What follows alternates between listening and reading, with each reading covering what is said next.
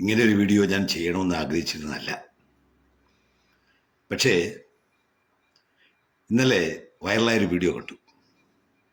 അത് കണ്ടപ്പോൾ ഈ വീഡിയോ ചെയ്യണമെന്ന് തോന്നി.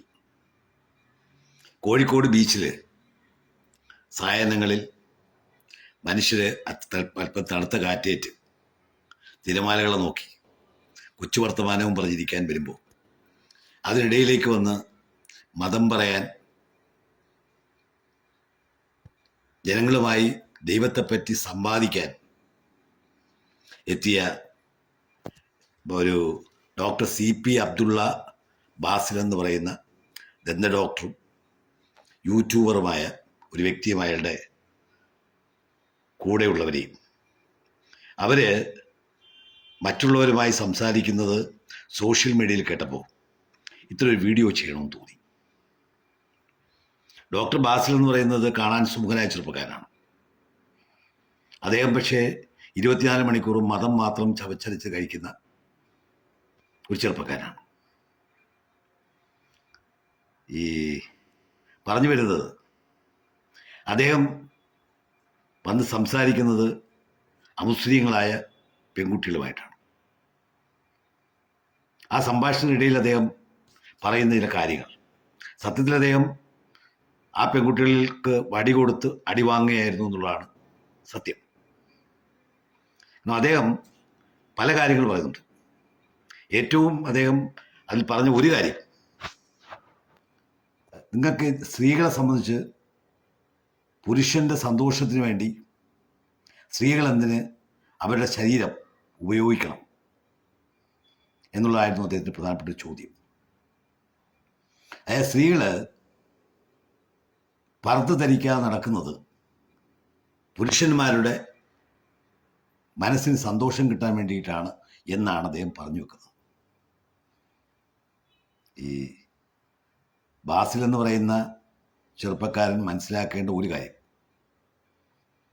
എന്തുകൊണ്ട് അറേബ്യൻ രാജ്യങ്ങളിൽ സ്ത്രീകളും പുരുഷന്മാരും പർദ്ദ പോലെയുള്ള വസ്ത്രം ധരിച്ചു എന്ന് ചോദിച്ചാൽ, ഒന്ന്,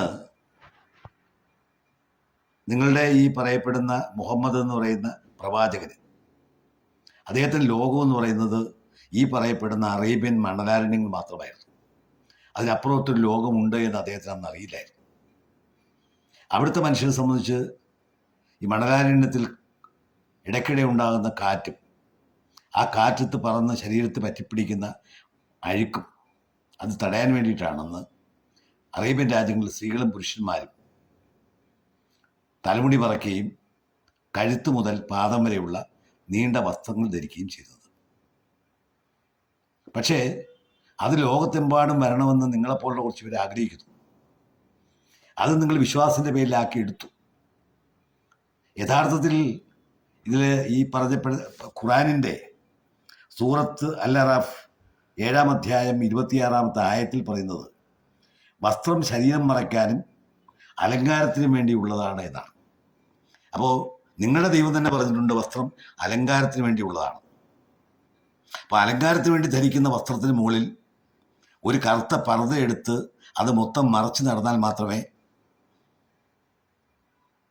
മുസ്ലിം മതാചാരമാകൂ എന്ന് പഠിപ്പിച്ചത് നിങ്ങളാണ്, നിങ്ങളെപ്പോലുള്ള പുരുഷന്മാരാണ്.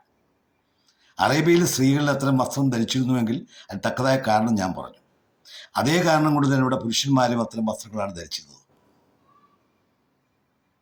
എന്തുകൊണ്ട് നിങ്ങൾ ആ വസ്ത്രം ഇവിടെ ധരിക്കുന്നില്ല? നിങ്ങൾ ഈ പെൺകുട്ടികളോടും മറ്റാൾക്കാരോടും സംസാരിക്കാൻ ചെല്ലുമ്പോൾ പാൻസും ജീൻസും ഷർട്ടും അതുപോലെ ടീഷർട്ടും ഒക്കെ ഇട്ടില്ലേ സംസാരിക്കുന്നത്? നിങ്ങൾക്ക് എന്തുകൊണ്ട് അതുപോലെയുള്ള കഴുത്ത് മുതൽ പാദം വരെ നിറഞ്ഞു നിൽക്കുന്ന ഒരു വസ്ത്രം ഇട്ടുകൊണ്ട് ചെന്ന് ഇതാണ് യഥാർത്ഥ വസ്ത്രം, ദൈവം പറഞ്ഞിരിക്കുന്ന വസ്ത്രം ഇതാണ് എന്ന് പറഞ്ഞുകൂടായിരുന്നു? അപ്പം നിങ്ങൾക്കത് വേണ്ട. നിങ്ങളുടെ ശരീരം കാണിക്കാം, പുരുഷൻ്റെ ശരീരം കാണിക്കാം, സ്ത്രീകളെ ആകർഷിക്കാൻ വേണ്ടി പുരുഷൻ്റെ ശരീരം കാണിക്കാം. ഇപ്പോൾ പർദ്ദയിട്ട് നടക്കുന്ന സ്ത്രീയാണെങ്കിൽ പോലും അവളുടെ കണ്ണ് പുറത്തുണ്ട്, തുറന്നു കാണാം. അപ്പോൾ അവളുടെ കണ്ണിലൂടെയാണല്ലോ ഈ ആകർഷണം കടന്നിരുന്നത്. പുരുഷന്മാരുടെ ശരീരത്തെ ആകർഷിപ്പിക്കാൻ സ്ത്രീകളെ അനുവദിക്കാം.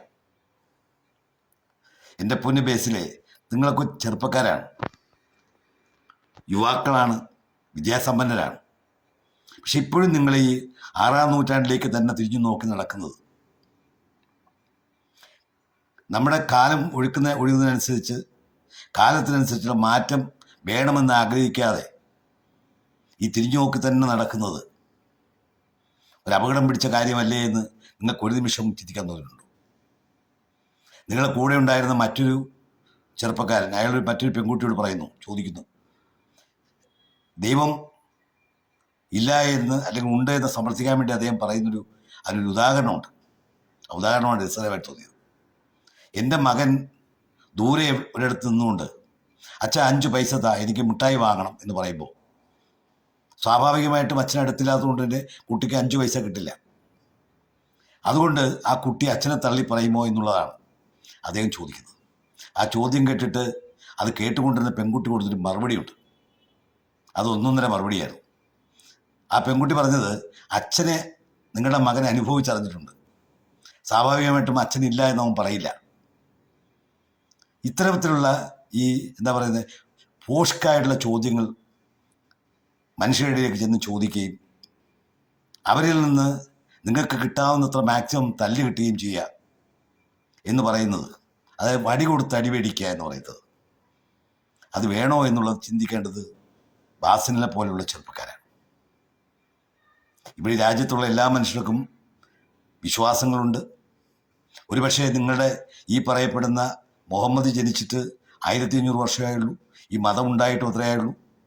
ഈ 1500 വർഷങ്ങൾക്ക് മുമ്പ്, 10,000 വർഷങ്ങൾക്ക് മുമ്പ് തന്നെ